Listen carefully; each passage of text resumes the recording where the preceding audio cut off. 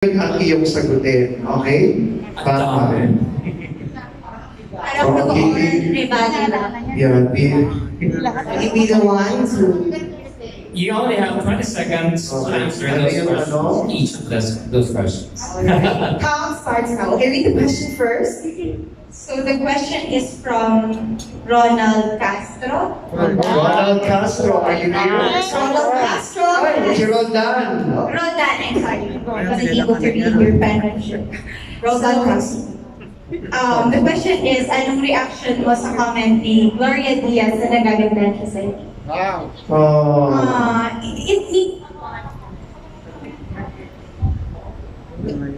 Hello? Okay. It needs a lot coming from the... Okay. Sorry. So, natutuwa ako kasi it's different pag galing with kay Gloria Diaz, having, the really high standard when it comes to beauty pageant, being the first ever Miss Universe coming from the Philippines. And it's a good source of inspiration. And as of this moment, I need people who believe in me. And it's such an honor that Miss Gloria Diaz is one of those people who supports me in this journey. Hindi lang si Gloria Diaz, lahat ng mga nandito. Ito ang susupport sa iyo, pagtapak mo sa international stage. Next question, please.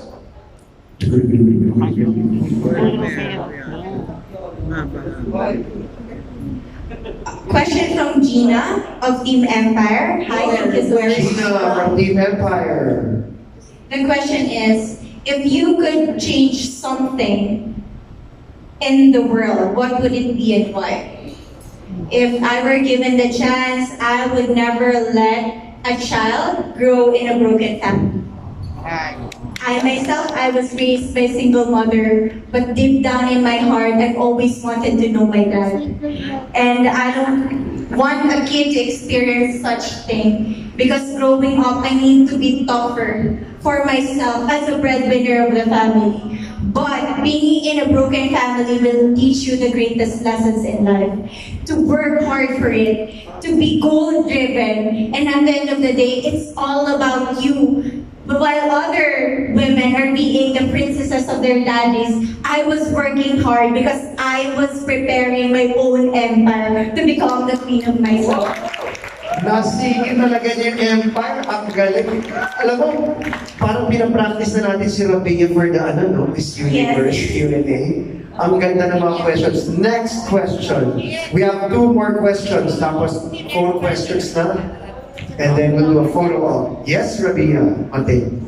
From Ram Rojas of Empire. Team Empire. Perfect. So, ito ng Team Empire. What's your motivation?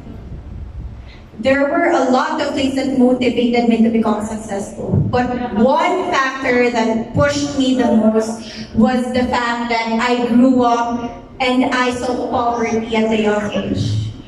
Just to share something, there was a moment in my life where I had to study, and there was this, the light from the candle as the only source of light that I have. And I told myself that this is not the life that I deserve, or any of us deserves. So I need to push myself better every single day. That's why I have this heart of educating myself, because I know that this is the only thing that my single mom can give it to me.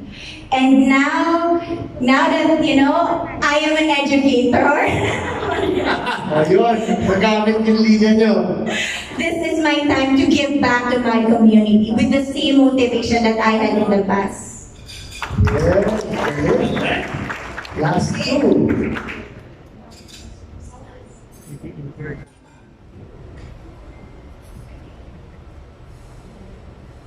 Na din. Same. If you could change one thing about Okay. I think si Vince has the question from the president. Yeah, we have plenty, so... Wala one last year, tapos... Okay. From Joy Fernando. Jeff. Jeff Fernando. Jeff Fernando. Famous ka. Kung gagawing movie ang buhay mo, sino ang gusto mong bida at bakit? Wow, that's hard. Probably it would be Megan Young. Wow. I don't know, people would say that they can see the resemblance with me, that I look like her, but Megan Young is my inspiration. Wow. I really love her, how she talks, how she communicates with other people. And just to share fun fact, I've always dreamt of being a Miss World instead of Miss Universe. That was the goal. But sometimes God won't, put you in a position of your dreams. Sometimes He would lead you to somewhere better. And now, I'm with the universe, and I hope that it will come true. Okay, let's do this very quickly para mapagbigyan natin yung ating mga nagmamahal at minamahal nating friends from the press. No? Sino ang unang taong tinawagan mo? This is from Miss F. Tinawagan mo after na makoronahan ka. Ganda. I actually texted my mom. And remember, Kim, there was this moment in which I was hugging you and I was shaking. Because right after that, it went through my mind that, oh my God, I really won the competition. So I texted my mom and I said, Ma, we made it. Okay. Leslie Serrera from PMPC as Miss U Philippines 2020. How can you help our poor kababayans affected by the pandemic? During the pandemic, I was able to use my strength to help other people. I actually cooked out of pocket for the frontliners. And now that, I am the Miss Universe Philippines, I can gather donations and I could have better helping bodies. So I want to go back to Iloilo and do the same thing. I want to start in the place that I was raised. And from there, I know that there will be beautiful effects and people would, share the same value with me because generosity is indeed contagious. Questions kaya. Meron ng Tayo for phone-in. a bit. May mga phone-in. Okay. Nakakatawa itong isang unang question. Yung mga iba hindi naka-identify, pero ito naka-identify. From Paul Vito, our visual artist in front row. Tinatanong niya, is Rabiya in love right now? I am. I've been in love for 6 years with the same guy. Wow! Gusto naman ng love story. It was 6 years old namin nang nangyari, but he was a senior and I was a freshman. So it started with that scenario. And going strong. Yes, and doing strong. And we have another question from an unidentified texter. The question is for both RS and Rabiya. Tinatanong kay RS, kailan mo ba unang napansin si Rabiya sa pageant? And ngayon na nakilala mo siya, ano ang pinaka-love mo about Rabiya? Yes. Unang napansin ko si Rabiya nung sinabi lang hindi ko napansin, pumasok sa consciousness ko nung nagsabi Iloilo. But of course, there wasn't a name and a face to that province. Up until I stumbled upon YouTube, she was doing a Zoom interview before the pageant. Tapos nung nakalap ko, ito pala si Iloilo. Ang pangalan pala niya, Rabiya. At ito pala yung mukha niya. Interesting. Yun pala. Up until, of course, marami pa akong tinignan na ibang mga contestants. Of course, being a judge, I wanted to see all the candidates equally and fairly. So nung opening na nakita ko sila, ina-assess ko na sa utak ko one by one up until lumabas si Iloilo, and that's when something struck me and said, mukhang ito yung mag-uwi ng crown. And my impression after meeting her is, before winning the crown, is she was real, she was authentic, and she loved front row. And she was determined to get the crown. After winning the crown, she still remained, we had dinner together two nights ago. She still remains authentic and real, and she still loves front row. And she's still very enigmatic and magical. So, yun, I've always told her na front row is here to support you all the way. Now, for Rabiya naman daw, what was your first impression of RS and Sam when you met them? And now, nakilala mo na talaga sila. Anong masasabi mo sa kanila? At first, I was intimidated. To be honest, yes, for both you and Kuya Sam. Kuya talaga. Hindi si Kuya, may Hi, Kuya Kuya Sam! Oo. Kapatid niya ni Kuya Will. Kuya Will. Because, even I know you're gonna agree with me, when they're inside the room, there's so much like energy flowing, like parang nai-intimidate ako. And with all the success that I've heard, I'm not sure if how he responds to people. And that is a beauty pageant. I was scared na he might be judging us, but si Sir RS, isa siya sa pinaka-matulungin talagang tao, right? Kasi may puso talaga siya. And what I love about Front Row, yung sinasabi nga ni Kuya RS, binibigay back to the community kung ano mang blessing yung meron kayo. And gusto kong itabi yung sarili ko sa mga ganung tao. Kasi at the end of the day, it's all about giving back to the community. That makes you a giver and makes you a better person. Yun naman talaga yung advocacy namin at battle cry namin sa Front Row Cares. We care and we want to share those blessings given to us sa nakakarami na nangangailangan ng tulong. So salamat. Kapag ka matatakot sa akin, kapag kayo pumasa yung una, sabi ko, Ilo. Sabi ko, you're so pretty. Yung may una kong bungad sa kanya na. Okay, ano pang mga question dyan? Alright, may question dito from... Last two questions ha, tapos picture taking na tayo. I-ready nyo na mga phones nyo. From Divine Barandas Team Empire, what is your definition of success? When back in the years, I would define success as an act in which I could provide something for my family's needs.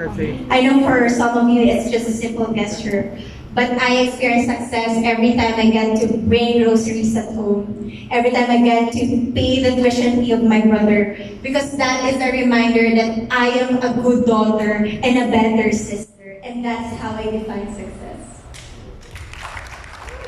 Sobrang grounded sa reality. I told you, that's why I love And her. since Last na to, last na. we're gonna go back to Vince after this, pero Okay, one last last question. question here from the cell phone.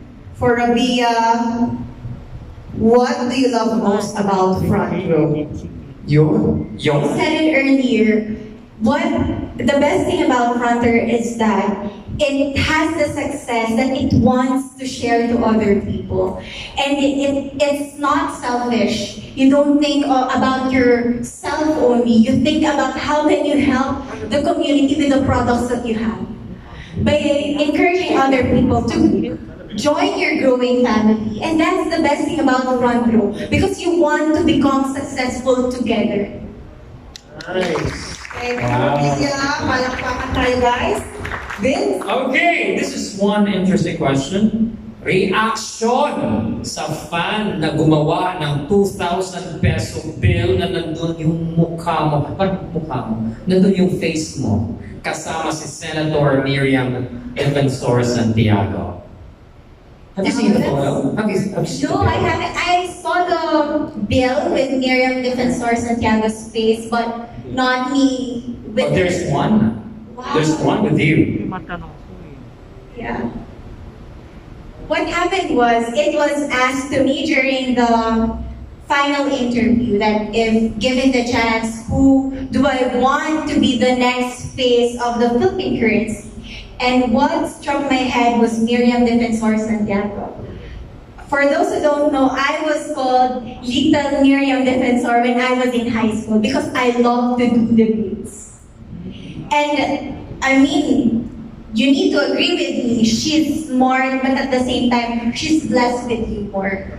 And I feel like it was a question destined for me because a week before the finale, I watched her biography sa GMA.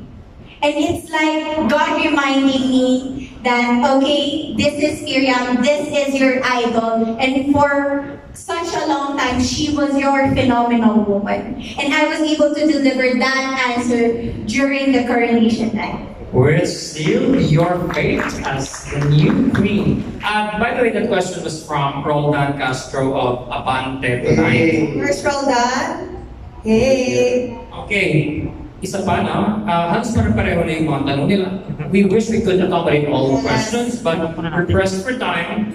Ngayong Miss Universe Philippines ka na, marami ang nabago sa buhay mo. Paano ngayon nagsisimula, and this is really, ang araw mo at nagtatapos sa gabi? Ayan. It starts and ends with a prayer. A prayer of being grateful to God. That few years ago, being on this Universe Philippines was just a dream. And not everybody believed in me. Not everybody saw the potential in me. But still, God destined me to become the Queen of the Philippines. To represent every Filipina.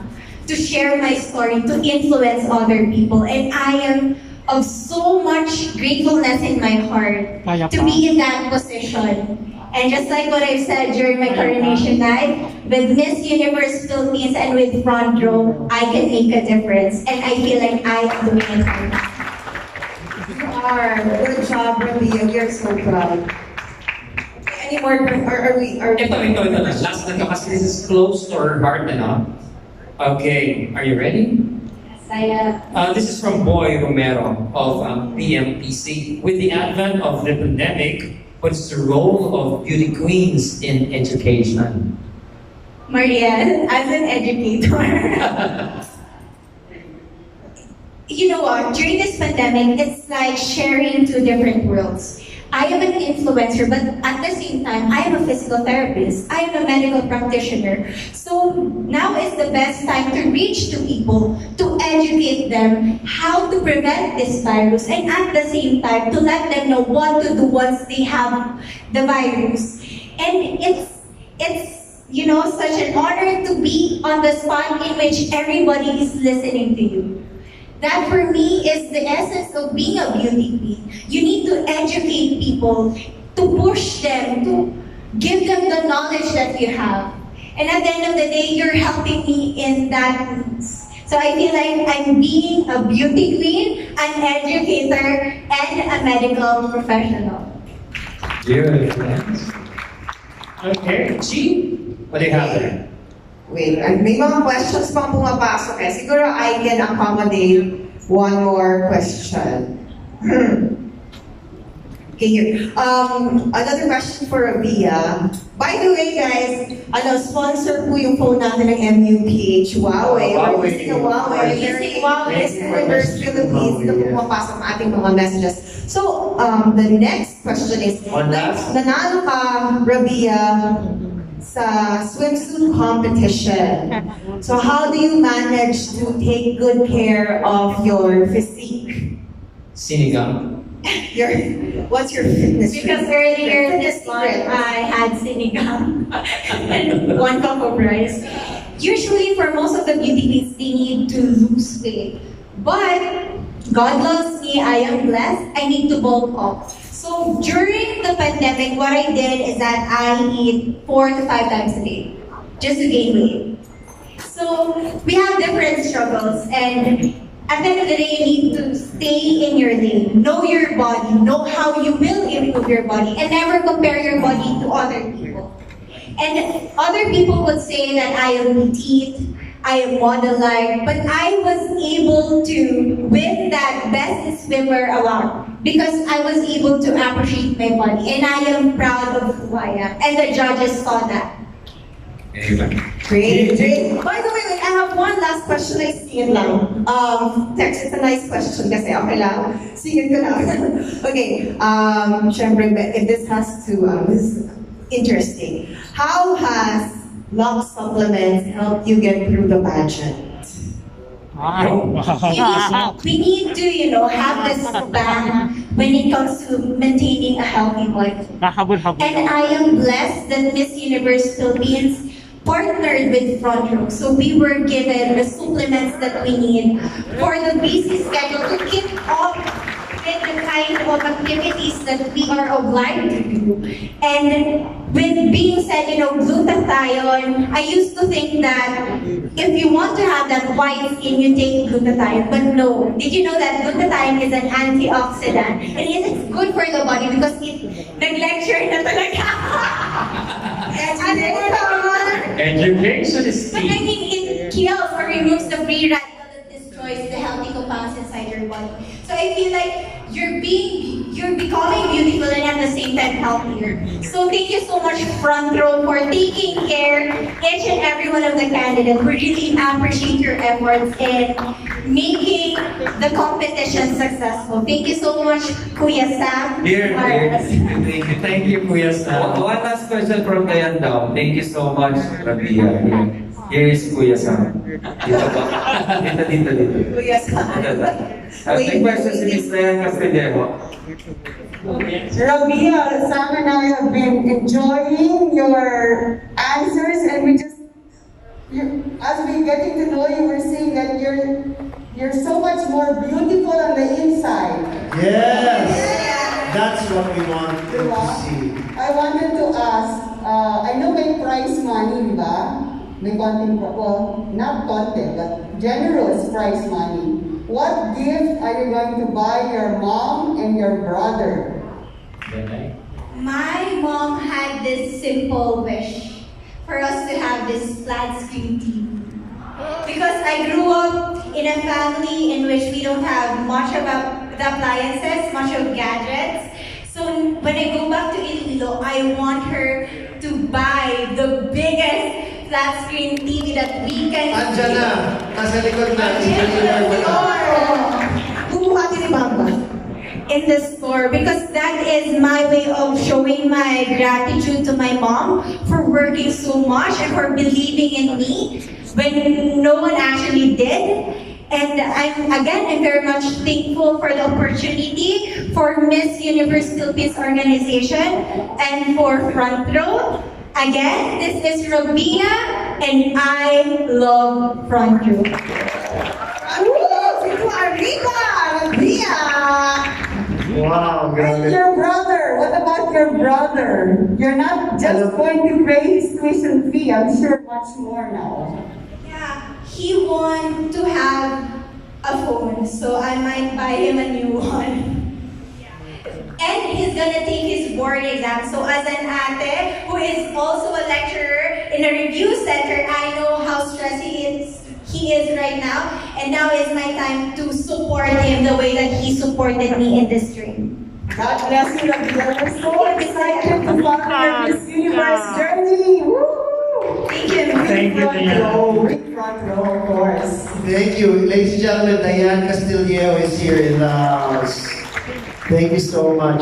Actually, alam mo story, the other day we were having dinner, Diane, and then I asked her that same question. Sabi ko, what do you want to buy your mom? Sabi niya, I want to buy her TV. Sabi ko, tara, I'll buy her na TV at send it to you. Alam mo, sabi niya, sana ako na lang mag-buy para ma-feel with my money, para ma-feel ko talaga yung pagbigay. Sabi ko, oo nga naman, mapagmahal ka talaga sa magulang. Kasi normally, si Jay, okay, sige, send nyo na yan. Sabi niya, ako na lang, kasi gusto kong ma-feel na pera ko yung ginamit ko. Ako yung pumili ng TV. Ako yung magbibigay sa mami ko. At ganun katotoo itong batang to. That's why mahal na mahal ka ng front row. Thank you. And you relate so well because you're like that to your parents. Well, yeah, oo. Binili ko rin ng TV mami ko eh. RS? Yes. Ayaw niya tanggapin eh. O, uwi mo na to. Uwi mo na to sa likod. Ayaw niya intindihan. Just kidding. And I'm RS Francisco, and I love Rabiya. Yes. And front row loves Rabiya. The whole front row loves Rabiya, right? Guys, bago tayo mag-picture taking, promise nyo, buong team nyo, Empire, Domination, Unstoppable, New Blood, Evolution, Zenith, and EG3, please share sa GC nyo to support lahat ng Rabiya posts. Whether front row o hindi, support natin si Rabiya para mag-trending siya na mag-trending. Okay ba yun, guys? Can we expect the same support na binigay nyo sa team nyo?